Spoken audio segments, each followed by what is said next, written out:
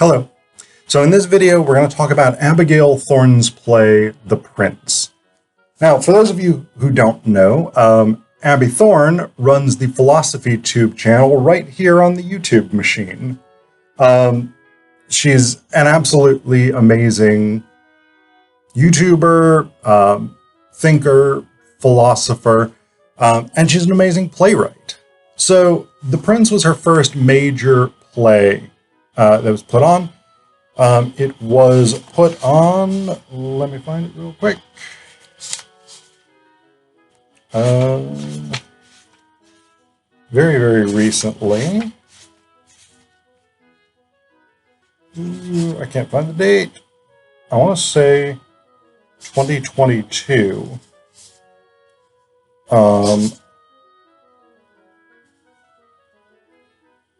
Yeah, I want to say 2022. It was put on in London. It's an adaptation basically of Shakespeare's Henry IV Part 1. For the most part, Henry IV Part 1. The big difference, the main big difference, I would say, there's a number of them, but the main big difference is that in this version, Prince Hal is gay and Hotspur is trans. But Hotspur, who was actually played by Abby Thorn in the original production run, Hotspur doesn't know or recognize that she's actually trans. And so one of the big tensions in this play is the same one that's in Henry IV Part 1, that Hal, the future Henry V, is not exactly living up to standards, whereas Hotspur, who is his sort of rival, is excelling in the kinds of things that the medieval English aristocracy and nobility valued. He's a great warrior. He's got a wife. He's a responsible landowner, whatever it is. The kinds of things that people really admired in a society built on feudalism. Whereas in Henry IV Part 1, Hal is out drinking and partying with Falstaff and his buddies. He's a libertine. He's irresponsible. He's not going and fighting when he's supposed to be going and fighting and all this stuff. The same kind of thing exists in The Prince. But the irony is that the critique that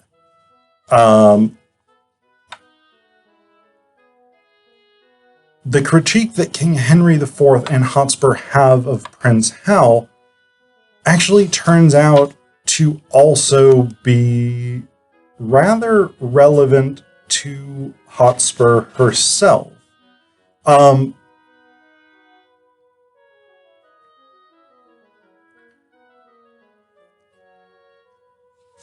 So there are all of these moments throughout the play where Hotspur and Henry IV critique Hal for being gay and for being somewhat effeminate. And there's this really, really hilarious but heartbreaking moment in which Hal impersonates Hotspur and his dad, and basically, like, Hal lays out the way that he feels his father and his rival see him, and it's really, really heartbreaking, but it's also really hilarious. So we have this section where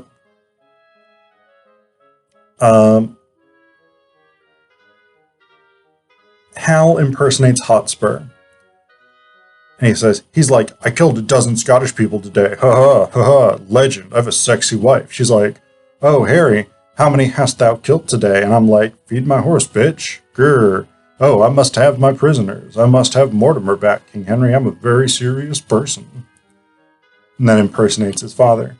Yes, Harry Hotspur, I take you very seriously. This is the most dynamite shit I've ever seen. Oh, and by the way, congratulations on your very sexy wife. Back to Hotspur. Thank you, I won her in a fight I had with a wolf. Back to Henry IV. A wife worthy of a prince. Oh, how I wish you were my son, and then I would have a sexy daughter-in-law. I wish my son would obtain a sexy wife. He spends all of his time with men, for reasons that are somehow still a mystery to me. Back to Hotspur. Oh, King Henry, your son is a Nancy boy. He has clean fingernails and he combs his hair, and he does not even have a very sexy wife. He knows nothing of the pussy. He is unquestionably a derogatory slur for a gay man of the most heinous disposition. Take me as your son instead. Back to Henry IV. Yes, that's absolutely a sensible reaction to my son's homosexuality, and not at all likely to scar him for life. I am an extremely good father. Yeah, this is a fair cop in terms of how Henry IV and Hotspur tend to treat Hal. And so we have that transfer from from Shakespeare's Henry IV Part 1, in which everybody is disappointed in Hal because he's out drinking and gambling and hanging out with Falstaff and whatnot. Now we have that transferred to this. I mean, medieval culture was not quite as homophobic as it's being set up in this play, but in this context, we have this very sort of manly warrior culture that is much more reminiscent of the sort of fever dreams of today's right wing than it necessarily is of medieval culture, in which same-sex sexual activity was probably quite common. But anyway, set that aside. This isn't a history play. It's an adaptation of a Shakespeare play. So we have this warrior culture where men are men and they are not gay. And so that disappointment in Hal is mirrored between the original source material, the Shakespearean text, and Thorn's adaptation. What makes it quite different is that in the original play, in the Shakespeare, Hotspur is what he seems to be. As far as I remember, it's been a while since I've read or seen it, but Hotspur is basically what he appears to be. He is a warrior. He's got a wife. He's doing all this stuff. He does end up rebelling against the king, and so in that sense, he ends up being a disloyal subject within this militaristic, feudal, heteropatriarchal society. But here, it's quite different, because Hotspur is trans and does not recognize it or does not accept it. And there's all these hints at this. People are continually referring to Hotspur as she, accidentally. There's a point where I think it's Northumberland, who's actually played by the same character as Henry IV. Northumberland says that tells Hotspur that you look like your mother, and Hotspur is not super pleased with this because again, Hotspur has a lot vested in this idea of like ultra masculinity and things like this. This sort of narrative of I am a warrior, I'm a husband, I am a man. And so Hotspur is very invested in this. And so that's one of the interesting twists from the original Shakespeare, at least for a modern audience, because in the original Shakespeare, it's not super clear necessarily to a modern audience that Hotspur's betrayal of Henry IV is like it is somewhat consistent with who the character is. This sort of self-denial or self-misrecognition, I would say, is somehow a fundamentally different thing that we get in The Prince. And so it's an interesting departure But I don't know, maybe it isn't, because the disappointment in Hal in Henry IV is based on this character is not doing what they're supposed to be doing within a feudal order built on militaristic exploits. And so, yeah, I guess Hal's betrayal, or Hotspur's betrayal, his rebellion that he joins or leads, is in that sense very much the same kind of thing. It is a failure to do one's duty within the feudal order. And so I guess the shift, I guess there is that, I don't know. I'm revising my opinion in real time here. I think what Thorn has done is actually quite similar, but it shifts the terrain from loyalty to the king and a feudal order to masculinity and cis heteronormativity. Okay, great. I've changed my mind in real time. You all saw it? Yay. The other thing that's, I think, really, really interesting about The Prince is that there's built in this element of sort of Brechtian or Stoppardian postmodern sort of meta theater.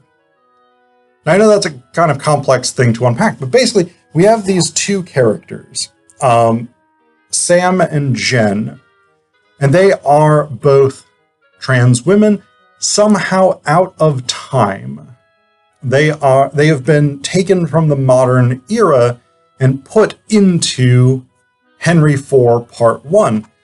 And what we come to find out is basically this is a sort of video game style quest where they have to work their way through the different Shakespeare plays based on this map. And they have to complete tasks within each play. Basically, they have to get the play running the way it's supposed to be running in order to escape, in order to make it back to the real world. So there is this sort of quest element. And we find out that this is this sort of play multiverse. And we get this information actually reasonably early on, I think. I'm just not able to find... here it is. Yeah. So yeah, Sam is explaining to Jen, who's just arrived, actually it's a whole dimension of plays, a whole multiverse. I don't know whether we're lying in a coma up there or if we're sharing the same dream, but last thing I remember from the real world, I was dropping off to sleep in the back of my car, and the next thing I knew I was Cleopatra ruling over ancient Egypt, which had its perks, but it seemed a bit weird. And I still had my bag with me, so when I saw the Diet Coke bottle, I thought, that's funny, they don't have Diet Coke in ancient Egypt. And that's when it hit me.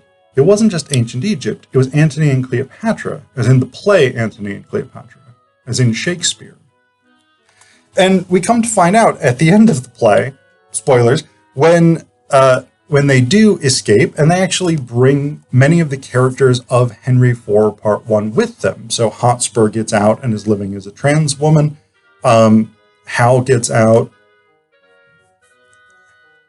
The Henry IV and I think it's Northumberland are dual cast. And so they get out and they're now Hotspur's dad, or Hal's dad. So all of the characters end up escaping, and we find out that this is actually quite a common thing where people just get sucked into plays, and they're not always Shakespeare.